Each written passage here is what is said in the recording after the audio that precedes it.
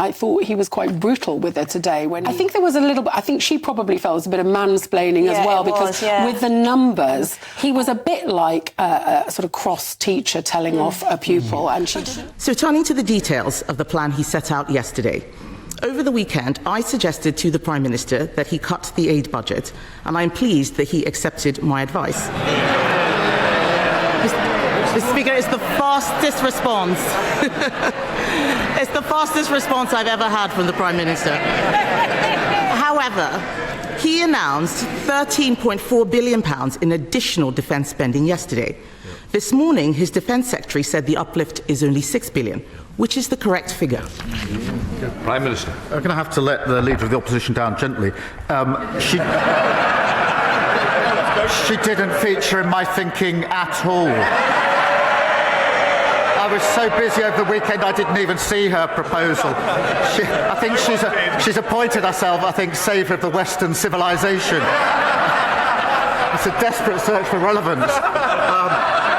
But, Mr. Speaker, look, if you take the numbers for this financial year and then the numbers for the financial year 27-28, that's £13.4 billion increase. That is the largest sustained increase in defence spending since the Cold War, which will put us in a position to ensure the security and defence of our country and of Europe. Mr. Speaker, that wasn't very clear. How is it that the Defence Secretary says £6 billion and he says £13.4 billion? The IFS said today that the government is playing silly games with numbers. How does he find this difference in numbers? Mr. Speaker, we went through this 2 weeks ago, going through the same question over and over again. So let me say it. If you take the financial year this year, and then you take the financial year for 2027-28, the difference between the two is £13.4 billion. That's the same answer. If you ask again, I'll give the same answer again.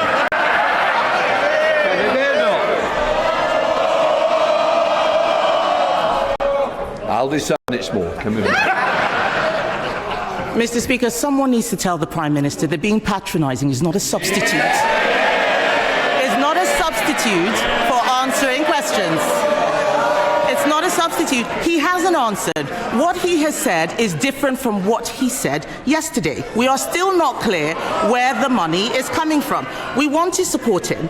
He's also said that we should put British troops on the ground in Ukraine. We haven't seen the detail of any proposals. Would his new spending plans allow him to fund this commitment effectively? Prime Minister. I mean, I think it's the same question again. It's £13.4 billion. That's the difference between this year and 2020. She asked a serious question about the security guarantees in Ukraine, and that is extremely important, because the worst of all outcomes, if there's to be a cessation of hostilities, is that it is a short break rather than sustained and lasting peace. And I think that means there's got to be security guarantees. I've indicated that we will play our full part. There has to be US backing, because otherwise I don't think it will deter Putin. We are working on that. I'm having extensive discussions about it, not in a position to put details before the House, as she well knows today, but I'll continue down that route, because I want a lasting peace in Ukraine and Europe for the safety and security of Ukrainians, of Europeans, and of course for everybody in this country. Mr. Speaker, this is an endeavour that we want to support him in, but we need to know exactly what it is we're supporting. We need clarity and transparency over the money. We also need to know where this money is going. This morning, the Defence Secretary could not say if the Chagos deal would come out of the defence budget. Can he confirm to the House that none of the defence uplift includes payments for his Chagos deal? Prime Minister. Mr. Speaker, the additional spend I announced yesterday is for our capability on defence and security in Europe, as I made absolutely clear yesterday. The Chagos deal is extremely important for our security, for US security. The US are rightly looking at it. When it's finalised, I'll put it before the House with the costings. The figures being bandied around are absolutely wild of the mark. The deal is well over a century, but the funding I announced yesterday is for our capability to put ourselves in a position to rise to a generational challenge. That is what that money is all about, and I thought she supported it. Kemi Badenoch. Speaker, we need to make sure we are supporting a plan that is clear and transparent. Yesterday, the Prime Minister set an ambition for defence spending to reach 3% in the next Parliament. We agree with him, but this could be 2034, almost a decade away. That is too slow. We don't know how he will pay for it. We cannot raise taxes further. We already pay more on debt interest than defence, and everyone in this House would have heard him not answer the last question. So I will ask him again, is he paying for the Chagos deal with this defence uplift or not? Prime Minister. I've just dealt with that question. She gave the money announced yesterday is going to our capability to put ourselves in a position to defend the security of our country, Europe and the UK. And she asked about defence spending. She gave what people have described as a rambling speech yesterday when she couldn't say what defence spending should be. We've been absolutely clear. We've set it out, a full, credible, costed plan, and I thought she supported it. Using the internet without a VPN, a virtual private network, is a bit like taking to the road without car insurance. All it takes is one unlucky moment to cost you a lot of cash. This video's sponsor is Private Internet Access. They are the VPN to help keep you safe. Click the link in the description below to find out why over 30 million people have downloaded PIA to protect themselves online. A virtual private network is an app that hides your IP address and helps keep your data private. When you're browsing the internet at home, you give up a large amount of data to businesses, to shops, and indeed to social media giants too. Hackers have the ability to steal your personal data with ease, including sensitive information such as passwords, keystrokes, and even your personal photos. Private Internet Access helps protect your personal data by encrypting your internet connection to keep your data out of the hands of cyber criminals. And it's not just hackers either to be concerned about. Information can be censored too. When Canada passed their C18 bill, social media giants decided to ban news content on their platforms. But PIA can protect your ability to consume the news and content you love. Private Internet Access is available for Windows users, Mac OS, Android, Linux, iOS, and you can use one PIA subscription to protect an unlimited amount of devices. And we've got a huge GBNews discount for you too. Click the link in this video's description and you'll get a massive 83% off PIA. That's under £2 a month, the price of a coffee, and you'll get an extra 4 months completely free on top. Also, there's a 30-day money-back guarantee too.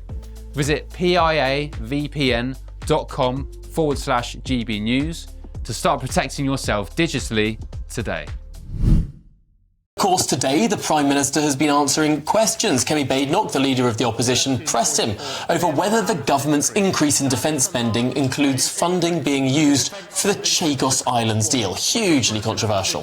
Yeah, and he didn't really answer the question. He just said, oh, it's not going to cost as much as you think. There have been some wild numbers thrown around the place. The United States are yet to look at it properly. Didn't answer the question, because if it does end up coming out of the defence budget, then that would be quite a scandal, wouldn't it? Shall we get the thoughts of our political correspondent, Katherine Forster, on this one? It was an interesting exchange. Kemi Badenoch didn't seem to land a punch very well. There was a backbencher who also asked this question about whether the Chagos deal would be paid for by defence. Keir Starmer 3 times didn't say. Yes, answers came there, none. I also asked the Prime Minister's official spokesman just before PMQs, because I was having to rush out straight afterwards, and I didn't get an answer either. Basically, this "there isn't a deal yet" line is coming in to be very, very convenient. But, you know, we've been hearing about this Chagos deal for months and months and months and months, and all these reported costs that may or may not materialise. A very interesting video from Robert Jenrick today, the Shadow Justice Secretary, about it. But no answers at all. And I do think that Kemi Badenoch, for all that Tory MPs thought that she would be able to skewer the Prime Minister at PMQs, it's not really happening. And I thought he was quite brutal with her today when she tried to take credit for the cut in aid spending that they've announced to pay for the increase in defence. Basically, he said that he hadn't been aware of it at all, and that, she didn't feature in my thinking, and said she's a desperate search for relevance. It was an uncomfortable exchange, that one. It felt like he was really putting her down. There was a bit of I think there was a little bit, I think she probably felt it was a bit of mansplaining as well, because with the numbers on the 13.4 billion that the Prime Minister has said, the extra for defence, or 6 billion that John Healey has suggested, he was a bit like a sort of cross teacher telling off a pupil, and she didn't like that at all, quite rightly. Shouldn't she be able to stand up to... I mean, I don't think we can retreat behind words like mansplaining when it's the leader of His Majesty's official opposition. Yeah, but that's because you mansplain, Tom. Oh. I think the term mansplain is just when you're a man and you're explaining. No, it's when you explain something that the other person knows already, but you think you know better. This is what Prime Minister's questions is about. There's always back and forth. My goodness me, how patronising was David Cameron towards Jeremy Corbyn?